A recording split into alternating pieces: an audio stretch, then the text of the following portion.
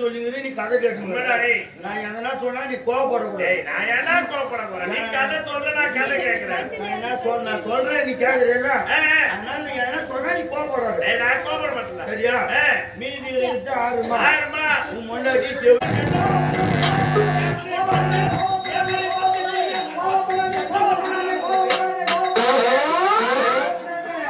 ஐயா, நீங்க யாரு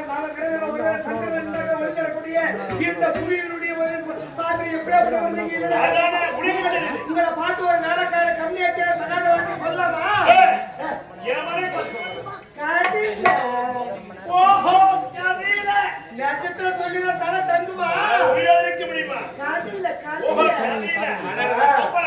குழந்தைய தூங்க வைக்கும் போது பெத்தவங்க சொல்லுவாங்க கதிரை பேய் வச்சு போது வருமா? அது போல